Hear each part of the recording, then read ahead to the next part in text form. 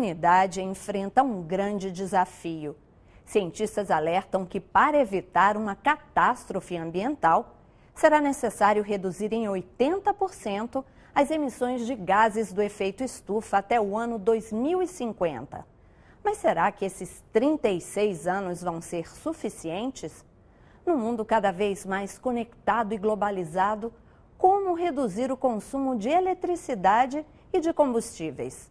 Não é uma tarefa trivial. Obviamente o planeta tem pressa, o clima está mudando para pior, a gente também não pode ficar inativo. Com os esforços brasileiros para reduzir o desmatamento, a gente está reduzindo um Reino Unido por ano em termos de emissões de gás de efeito estufa. Embora alguns cientistas não concordem que as alterações no clima sejam decorrentes da ação humana, outros insistem que é fundamental uma mudança no padrão de consumo para facilitar a vida das futuras gerações.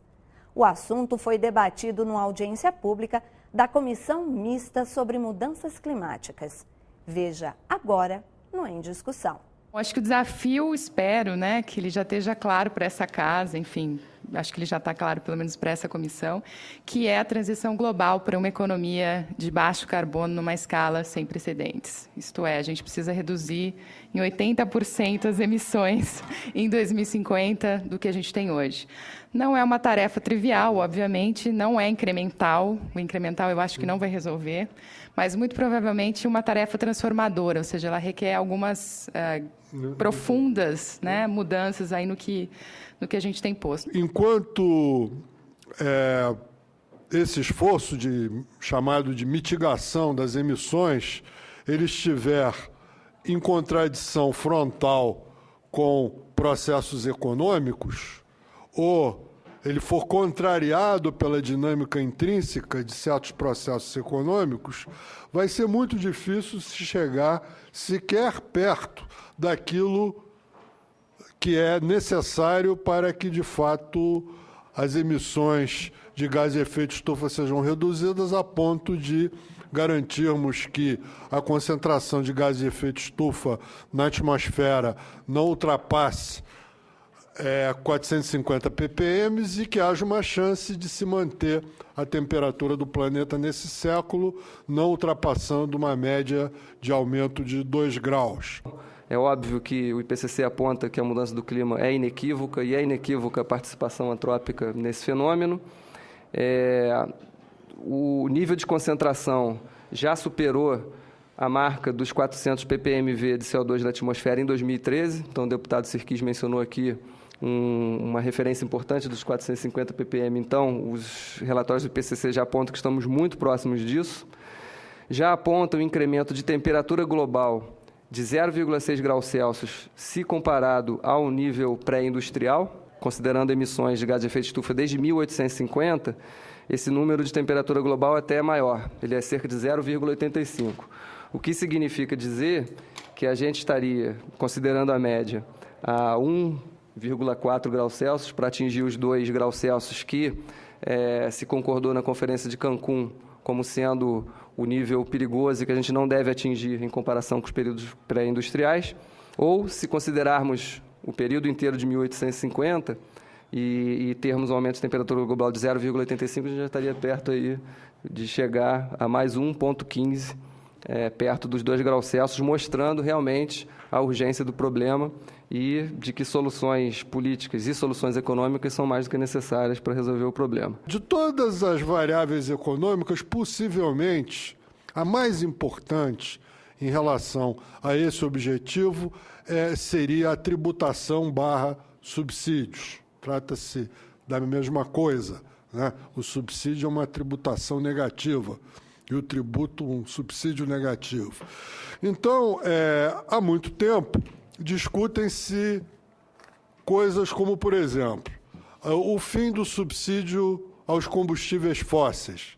Existe um estudo bastante completo do Fundo Monetário Internacional que mostra que há quase 2 trilhões de dólares anualmente no planeta de variadas formas de subsídio aos combustíveis fósseis e discute como é que esses subsídios poderiam ter sendo eliminados, evidentemente com medidas compensatórias e com toda uma precaução no sentido de se minorar eventuais efeitos sociais negativos dessa supressão de subsídios. Por outro lado, a questão da tributação propriamente dita. E discute-se há muitos anos, pelo mundo afora, uma taxa de carbono. Nos países mais avançados, europeus e norte-americanos, nós já temos há muito tempo essa situação de que as emissões dominantes, como foi apresentado, vêm do uso da energia. E o impacto macroeconômico e social de um corte dessas emissões, de uma contenção do consumo de energia, pode ser muito grande, muito alto. Essa taxa carbono, então, aumentaria o preço da gasolina ou do óleo diesel na medida em que aquele litro de gasolina emitisse toneladas de CO2 na sua queima no veículo, no motor do veículo. Então, essa foi a proposta que de certa forma, nos manuais de economia, colocada como sendo a forma de sinalização mais perfeita para o mercado e de menores distorções, no sentido em que o preço do carbono se torna aparente para todos os agentes econômicos. No entanto, houve uma forte resistência, principalmente norte-americana, pela notória aversão da opinião pública americana à elevação de taxas, tributos e, particularmente, do preço da gasolina. Quando a gente fala de créditos de carbono, de um valor de créditos de carbono, significa que, devido a uma restrição de emissões num país industrializado, algum agente econômico, alguma empresa de um país industrializado, que está disposta a pagar por uma permissão, por um certificado de que houve uma redução de emissões em outro lugar do planeta. O que a gente viu nesse levantamento de experiências internacionais é que, embora o sistema de mercado de carbono seja hoje mais comum, tem um número crescente de países, principalmente em desenvolvimento, que estão implementando e optando por um imposto de carbono. A teoria diz que os problemas ambientais podem ser resolvidos com um único instrumento, mas o que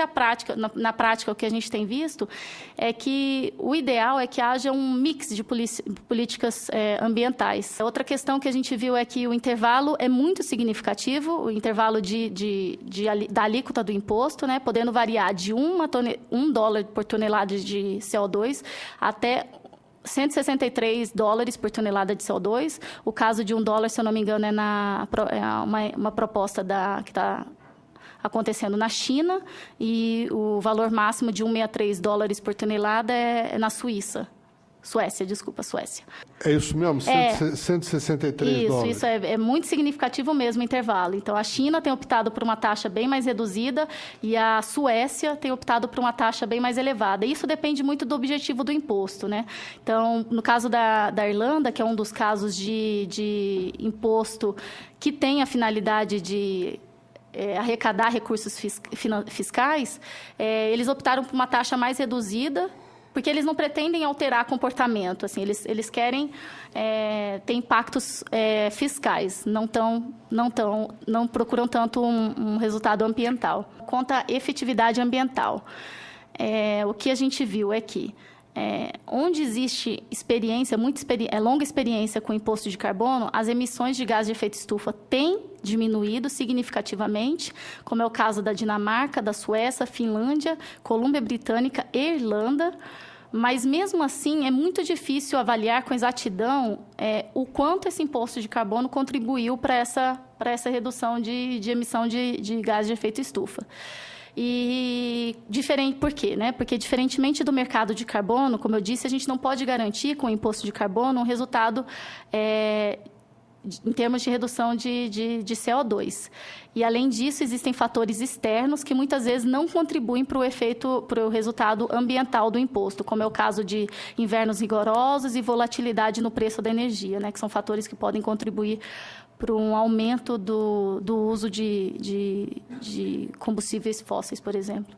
Você vai ver no próximo bloco o que o Brasil tem feito para reduzir a emissão de gases do efeito estufa. A gente está alcançando uma redução de emissões de cerca de 10% em relação a 90%, o que seria o dobro do que os países do anexo 1 se comprometeram.